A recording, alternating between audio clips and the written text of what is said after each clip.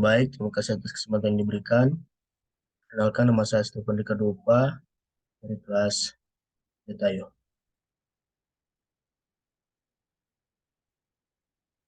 Oke, pada pembahasan kali ini saya membahas sebuah judul dari computer vision, yaitu Computer Aided Recognition Animal Image Classification. Mana dalam judul pembuatan ini saya menyimpulkan, yaitu mengklasifikasi beberapa gambar hewan yang digunakan. Nah, ini ada beberapa tahapan kerja dalam computer vision yang saya buat. Yang pertama yaitu mengimport library yang dibutuhkan, kemudian pada tahapan data collection, kemudian data tersebut dilakukan pre-processing dan masuk pada tahapan building the model, dan setelah itu masuk dalam training dan evaluating pada data tersebut. Setelah itu masuk pada model validation atau comparison. Nah, latar belakang dari judul tersebut yaitu di mana computer aided recognition merupakan sebuah teknologi yang digunakan untuk membantu mengenali dan mengklasifikasikan sebuah objek pada gambar atau foto dengan menggunakan teknologi computer vision dan machine learning. Animal image classification adalah suatu metode pengolahan citra digital yang bertujuan mengklasifikasikan gambar hewan dengan menggunakan algoritma komputer dan machine learning. Seperti spesies hewan berdasarkan fitur-fitur seperti warna, bentuk tubuh, pola kulit, dan lain sebagainya. Bagaimana solusi dalam membangun pembahasan ini, yaitu computer aided recognition? Yang pertama, saya memilih dataset yang representatif dan berkualitas tinggi. Kemudian, menggunakan teknik pembelajaran mesin yang tepat atau memakai sebuah metode machine learning yang tepat. Tiga, yaitu saya memakai hardware yang memadai dalam memproses training data tersebut.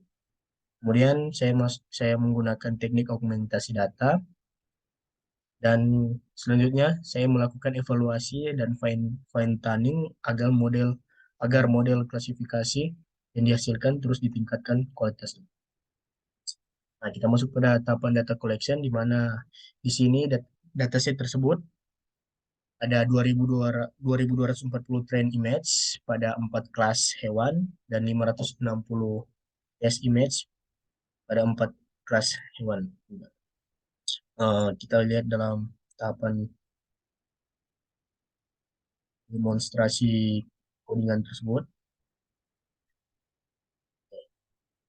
Bisa lihat di bisa lihat di sini ada empat empat kelas yang digunakan, yaitu sampel kuda yang memiliki 600 dataset, juga sampel anjing 900 dataset, dan sampel kucing 700 dataset, dan sampel rusa yang memiliki 600 dataset. Nah, bisa dilihat di sini ada, oh mohon maaf, ini salah tekan. Kita balik lagi pada, nah oke, bisa dilihat di sini visualisasi tabel tersebut. Di mana sampel sampel anjing itu memiliki 900 sampel yang merupakan sampel yang terbanyak. Oke, selanjutnya setelah data collection, kita masuk pada data preprocessing, di mana data preprocessing ini saya menggunakan image data generator dengan rescale atau mengubah skala intensitas pixel gambar menjadi nilai antara 0 dan 1. Oh, di antara 1 banding 255, dan rotation range yaitu 20, di mana rotation range ini menunjukkan derajat rotasi yang mungkin diterapkan pada gambar secara acak. Kemudian width, shift range, dan sebagainya, itu jarak horizontal dan vertikal ya, tentunya kita sudah tahu tanpa harus dijelaskan. Kemudian horizontal flip, itu flipping horizontal pada gambar secara acak, dan validation split yang merupakan membagi data menjadi bagian training dan validation. Kita lihat pada demonstrasi coding yang telah dibuat. Nah,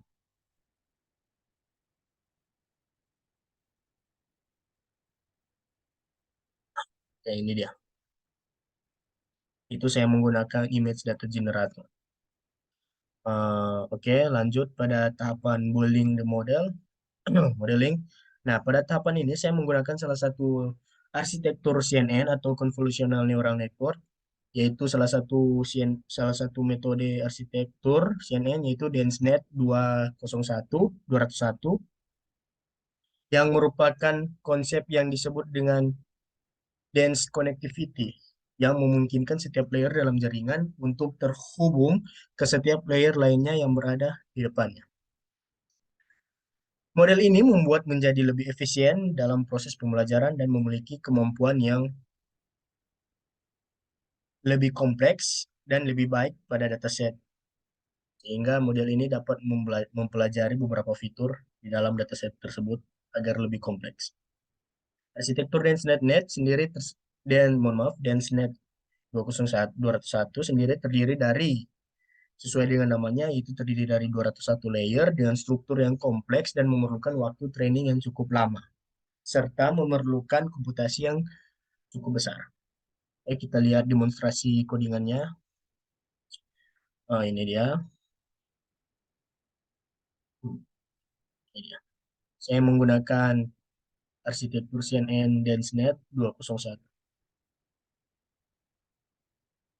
Oke, kita masuk pada tahapan modeling bagian optimizer, yaitu saya mentraining, di mana optimizer ini saya menggunakan SGD atau optimizer stochastic gradient descent dengan learning rate sebesar 0,005 dan momentum sebesar 0,9 SGD, yang merupakan salah satu optimizer yang sering digunakan dalam model neural network untuk memperbarui bobot pada setiap iterasi training berdasarkan gradient gradient dari fungsi loss.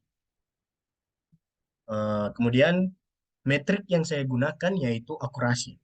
Metrik ini digunakan untuk mengukur seberapa baik sebuah performa model dalam memprediksi sebuah label dari gambar pada setiap iterasi training. Oke, kita lihat di sini demonstrasi codingannya. Nah, kita lihat optimizer yang saya gunakan yaitu SGD, kemudian pada learning rate-nya yaitu 0,005 dan momentumnya 0,9, dan saya menggunakan matriksnya yaitu akurasi. Matriks akurasi tersebut akan menghitung sebuah presentasi gambar yang berhasil diprediksi dengan benar oleh model tersebut. Oke, kita lanjut pada bagian trainingnya yaitu epoch atau validation data yang saya gunakan. Ada beberapa epoch yaitu ada berapa? Oh, mohon maaf ini harusnya 40 epoch namun di PPT-nya ini saya lupa ganti atau typo. Yang seharusnya 40 epoch namun di PPT ini hanya 20 epoch. Eh, Epoch sendiri yang di training yaitu 40 epoch menyatakan jumlah iterasi yang akan dilakukan pada proses training.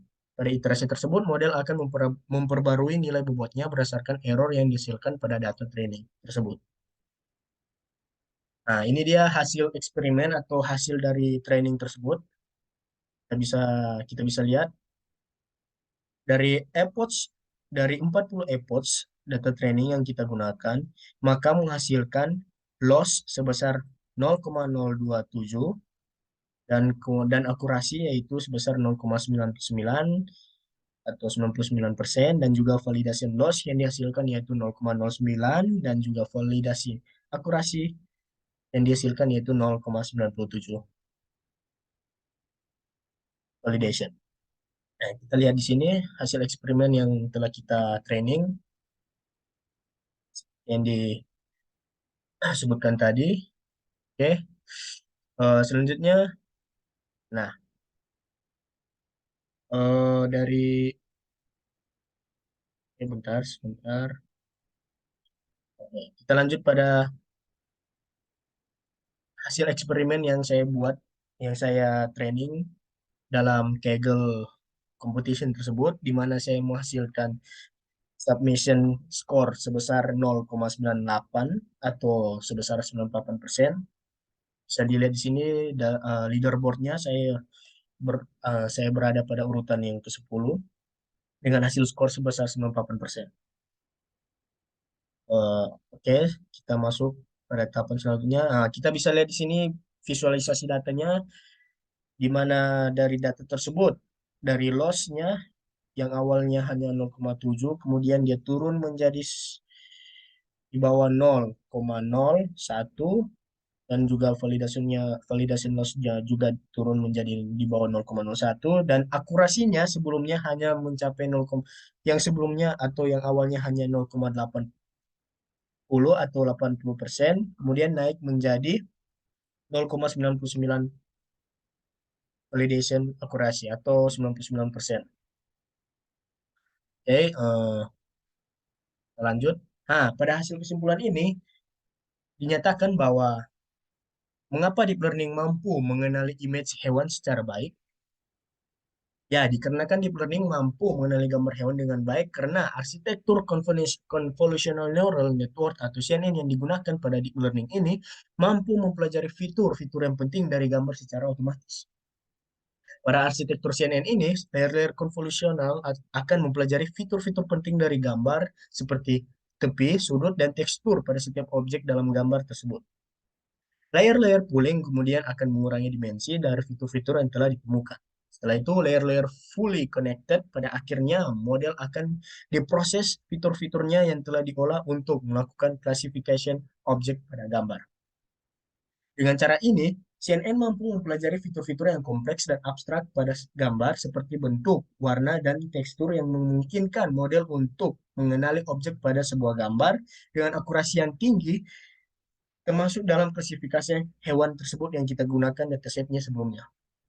Selain itu, deep learning juga memanfaatkan teknik transfer learning di mana model yang telah dilatih sebelumnya pada dataset yang besar dapat digunakan sebagai starting point untuk melatih model baru dengan dataset yang lebih kecil sehingga mempercepat dan meningkatkan kinerja pembelajaran. Ya, kita bisa lihat di tadi bahwa akurasi yang kita hasilkan yaitu sebesar 99% atau di atas 90% yang sudah bisa dikatakan cukup lumayan bagus.